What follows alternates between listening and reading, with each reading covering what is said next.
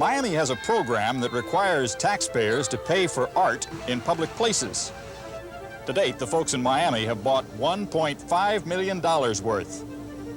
It is a good idea on paper, but in some cases, some say that's where it should have stayed.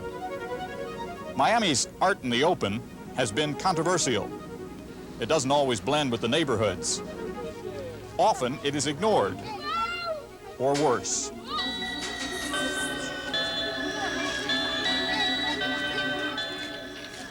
Of course, art is not always removed from public taste. 3 centuries ago, a nude statue of Venus so seduced folks in Florence, Italy, that they stopped to kiss it on the hand, the only place they felt safe to do so.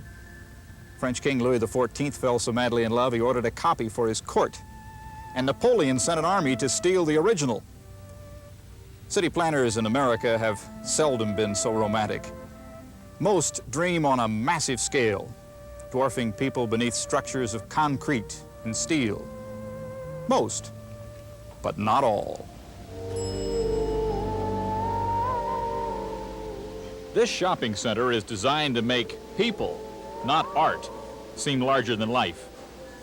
Walkways are narrow, ceilings are low, even the leaves on the plants are tiny. It was created by an architect whose concept of working is 500 years old. Ken Treaster figured craftspeople could compete with big-name artists if they set aside their egos and shared ideas.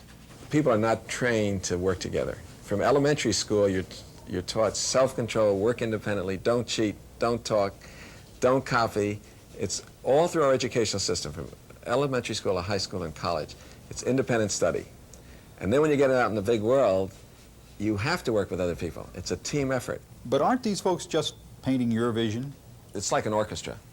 The total composition is controlled by the composer and the conductor. But each musician within his own score can be very creative. This shopping center was a crucial test. It is a showcase where the wealthy primp and pamper and select from the finest art in the world. Ken's craftsmen would form the backdrop. We shouldn't be idolizing a few saints in art. We shouldn't have idols. Because once you have a few idols, then everyone else becomes very common. What we should do is take the common artist, the average person, and elevate him to a more lofty position in our society. Treaster hired a junior college class to make this tile mural, trained a passing motorcyclist who had a flair for bronze birds. It worked. He has found a steady paycheck for hundreds of Miami craftsmen. We enjoy it. We have a good time. Free lemonade and lunch.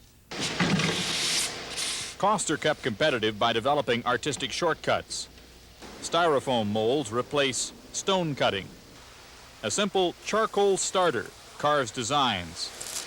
They are tacked into place and filled with cement, then scraped and cleaned. The busiest craftsman, Omar Sotero, makes $35,000 a year. An apprentice like Aramis O'Reilly? Let's see, a little less than what would afford a Mercedes-Benz, but a little more than a Dotson V210. A craftsman's an artist, and the man that lays the brick is an artist. We have a lot of problems in our society. It only can be solved by the imagination of man. What we have to do is tone down the elite art, tone down the hype, and start to get a groundswell of encouraging people to be more creative and not be inhibited. Most buildings are built to stand out. Ken Treaster built his to blend in. Not a new idea, just something he picked up in the neighborhood.